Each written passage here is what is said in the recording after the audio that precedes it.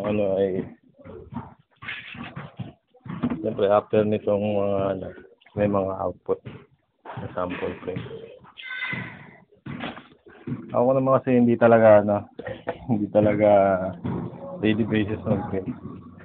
Pagka lang meron ako gusto, yun, tutuwa na ako na meron akong project. Ito yung mga na-print ko. Yung mga nag-start na clothing line. Ito yung yeah. Actually, yung ginagawa ko, naglalaan talaga ako ng isang buong shirt para sa mga test print. Parang collection na din in the future. Pagka nagkaroon na ako ng shop talaga na may mga display, pwede ko siyang i-display. Ito rin yung isa namin ginawa.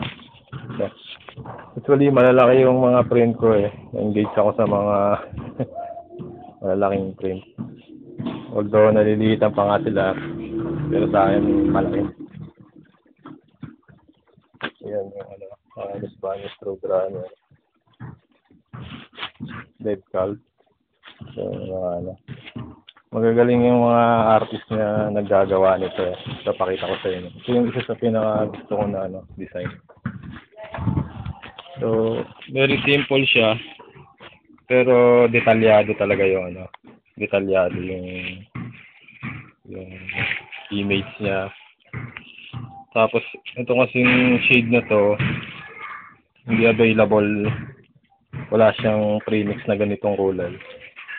So, nag-mix lang ako yan. Nag-compute ako, nag-note lang ako kung ano yung hinalo ko sa kanya. Para next time mag-mix ako ulit. Pakuha ko yung foam. Yung shade na yan. Ayan ako, sandok. Then, yung foam ko sa Dead Cult. Dead Cult, isang galing yung artist lang. Ito ulit, LBRR. Spanish talaga. Isa pa sa magagaling na mga clothing line na nakita ko. Ito si La Muerte. So, madidetalye talaga mga drawing ito. Yes.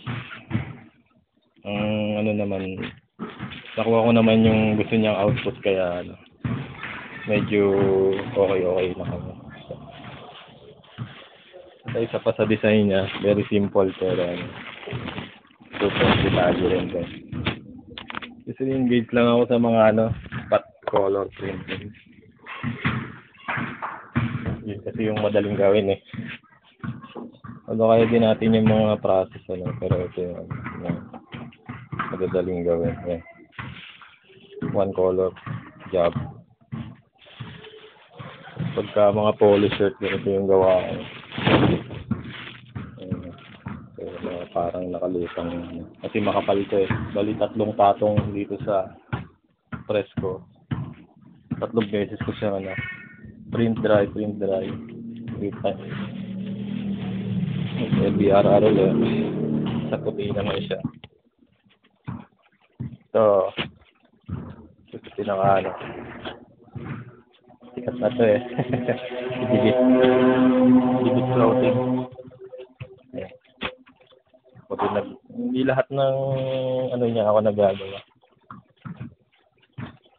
May mga pinapagawa lang sila sa akin. Ito naman yung print ko pagka-hapon.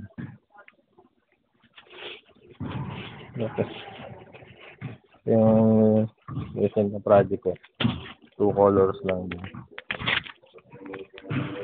Actually ako kasi pagka artwork, kahit galing sa internet, naglalaan talaga ako ng oras para i-trace yung mga image niya. Kasi pag tinrace mo yung image, makakasigurado ka na sharp talaga yung mga edges niya. So, wala siyang hindi siya nag-dip-dip. Ginawa namin sa UP. Yung project na to, 3 araw, 3 habol. Araw-araw nagpapahabol. Paunti-unti nagpapahabol, kaya 3 araw yun. Meron din backprint. Yung backprint sa likod. So, yan ang gawa ko. Meron din akong ginawa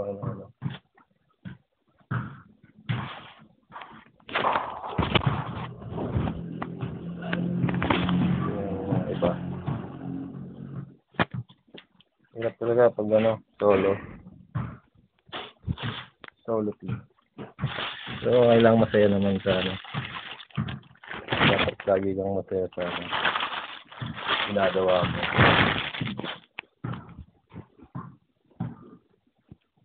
Iba. So, yan yung karami. Hindi ko makita yung ginawa kong Leon. Pero na-post ko na naman sa mga videos ko. Yan, pag mga... Ito hindi niya kinaya yung curing. Nasunog. Ano yung tela nito? Hindi ko alam kung yung tawag dito sa tela nito. Pero yan yung print niya. So, one color print lang din. Ito naman yung ano. Mga board.